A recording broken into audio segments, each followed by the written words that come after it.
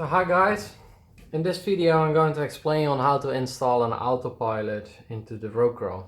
And quite a few people they asked me about it. I'm sure they've seen my latest video where I was just flying with the Rocrow hands off. The thing was just flying back home and flying circles around me. And this is all because of this little stabilizer. And yeah, it's working quite well actually. It's the cheapest that I could find.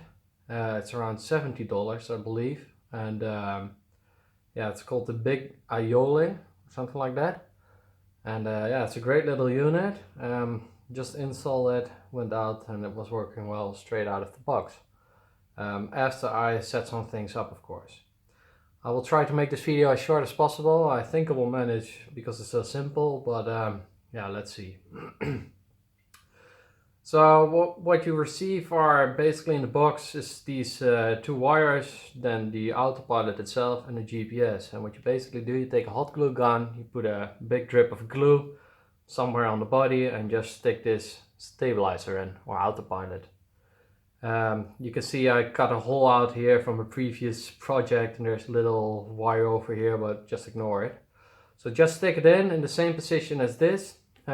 Need to make sure it's sort of level in our directions, but make sure this is the front. So these little turn knobs is the front. Then at the back you got a little round hole. You put the GPS in, make sure that when the wing is on top of it, it doesn't touch the GPS, of course. Don't cut the hole all the way through. I would say just scrape out a bit of foam and yeah, make sure it sits basically like this. Normally with autopilots there's like an arrow here, so there's an orientation on the GPS. It's because there's a compass in it, but with this unit, because it's so simple, I reckon there's no compass in it. So it's working with a different algorithm, but yeah, other than that, just stick it in like this and I'm sure it will work fine. At least I did quite a bit of flights with it and every time it's working okay. So yeah, that's basically to that. Then there's a little wire. It's going from your GPS to your stabilizer. There's a little bit of silicone on top of that. I'm sure it makes it a lot more durable, so it's actually quite nice of them that they thought about it. Then to connect the autopilot to your receiver, you need to connect a few wires. And the first thing you do is, of course, connect this wire lead. This comes as standard in the box with the Rocrow. Just take it out of your stabilizer and just stick it on here, and you've got a row of 6 pins, and basically these two wires you stick it in pin 3 and pin 4. So the first two ones you just leave them like it is. So I think the first one is battery and the second one is rudder out, it's written on here. Then the third is elevator out and the fourth is aileron out. Of course we use elevator and aileron, so this is where you connect them. It doesn't matter if you connect them like this or you connect them like that. Either way it's fine. Then you go to the bottom 2 pins and the second last wire is going to your aileron. You can also see here aileron out. So this second last wire is going to your channel 1 of your receiver. Channel 1, pin 1, whatever. It's going to your first pin. Then this wire is basically the same, only it's divided by 3 wires. So you take the first yellow wire, it's this one, and you connect it on the channel 2, on the second pin. That's for your elevator. Then you take the middle wire, the red wire, that's on your 4th channel, the rudder. We don't use rudder even though we got a vertical fin, but we don't got a rudder on this vertical fin. But you still stick it in, so that's channel 4. And then the last wire is for your switch, and to switch between the flight modes. And this is on channel 5. And that's a brown wire. And then channel 6 and 7 you just leave it exposed. Then you got your speed controller, it's this wire, and you poke that in channel 3. And that's basically how you connect this receiver to your stabilizer. Nothing more, nothing less. I just always just stuff it in here or whatever you want to put it. So then you got a few little things going on in here, and I just hold it a bit closer to the camera. Here you got 2 dip switches, switch 1 and switch 2, And with these little dip switches, you can select the flight mode. So do you want to have it in flying wing mode, or just a fixed wing mode, like a normal plane, or do you want to have it in VTOL mode? In our case, we want to have it in flying wing mode. You can also do a gyro calibration with these dip switches, and that's the first thing we will do shortly. Then you got these little turn knobs, and there's elevator and aileron written on it. With these little turn knobs you can sort of control the gain or the sensitivity of the gyro. So how much do you want it to do? But you can also reverse the movement. And I'm quite sure that the correction on your wing as standard is not okay. So you need to sort of double check the movement on your flaps and reverse them if necessary. So I will get back to that in a minute. And then you got your set button, and with the set button you can, when you're at the field and you got enough GPS satellites, then you hold down the set button for a few seconds and you will confirm your home position basically. So this thing needs to know where you are, of course. So the first thing we're going to do is do a proper gyro calibration. And let me take something over here. It's actually the first thing that I can find. I will do a bit better if I were you, but yeah, something like this will work. So what you do, you basically take the little tool with an air bubble in it, and you just lay it down on your fuselage. So you just put it on here and you look at the air bubble and make sure this is level. I don't got the tool right here, or right now here, but you get the idea. And then you also want to make sure that this that it is always a bit positive pitched up, basically the nose. So you don't want to have it like this. You also don't want to have it like that, but you want to have it sort of 3 degrees up. This thing is not very sensitive on an incorrect CG or stalls or whatever, but you always want to make sure, so that's why you can take advantage of that and just make sure that the nose is a little bit up while flying sort of autopilot. So yeah, you make sure that this is level, the nose is a few degrees up, make sure it's on a stable ground. I take the battery, slip it in, and now we're going to do the gyro calibration. So you take your screwdriver, and the first thing you want to do is put these little dip switches on your autopilot, put them both in the on position. You can't miss that, because here there's written on, these little red letters, and there's written on. So push them all the way up, that's that direction. So now because you got your tool on it, everything is level, you know it's a little bit up. Now you connect the battery. And look at this LED. And now it will become solid lit, just a few seconds. And there it is. So you can see now that was a proper gyro calibration. If something went wrong, you just disconnect it.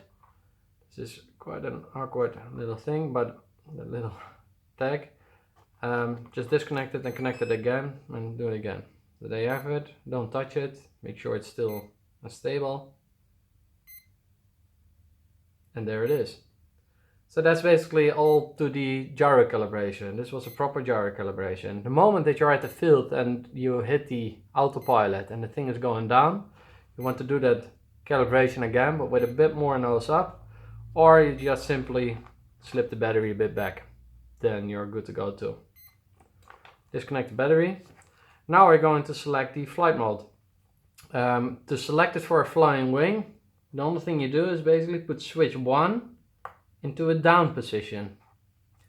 So the first little switch is down and the second switch is up, that direction. And that's basically it. Now you set it on a flying wing, and now you can connect your wing. Let me take the wing and now connect it. It doesn't really matter how you connect it, because we can reverse the gyro, of course. So let me put this in. Oh. Second one in. That's it. So now put your transmitter on. disconnect your battery, initialize, that's already it. So now we're going to check the gyro movement. And what you can see now is I don't have any GPS satellites, so you can toggle between the switch, nothing will happen with your flaps.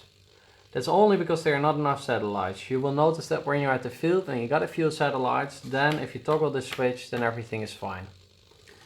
It might be that it will work in half a minute or so, because I will receive, well, hopefully some satellites in here, but for now it's not working. And you can also see on your autopilot nothing is going on.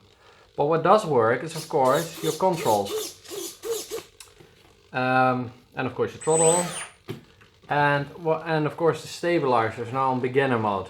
So you can't switch between autopilot mode or off mode. It's always on now, but yeah, just only in stabilized mode. And this is good because we want to see the flaps movement.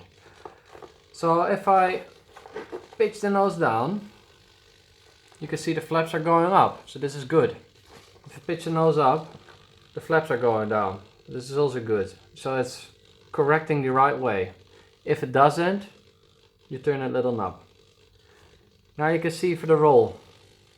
You can see if I roll it this way, you can see that this flap is going up and it wants to even roll it even more. This is something we don't want, so you want to have a counter steering. So check this movement carefully.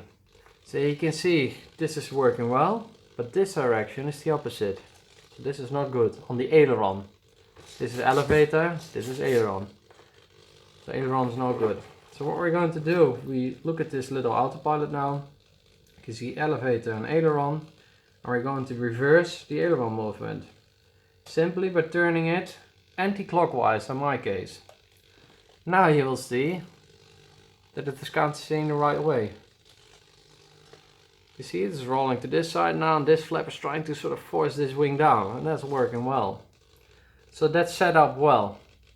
The moment you're flying with the model and you find it really sort of, you're trying to stabilize itself sort of really strongly and you want to have that a bit more sort of softer, then you can turn this back a little notch.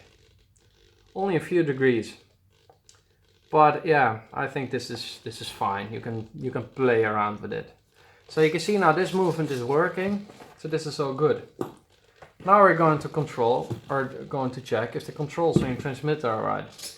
Up, down, right, left. So this is all set up properly. You can see I'm flying in mode 1, but so it's swapped, you know, the controls, but it doesn't matter. Up, down, right, left. So this is working really well. And yeah, that's basically it. So you set it up.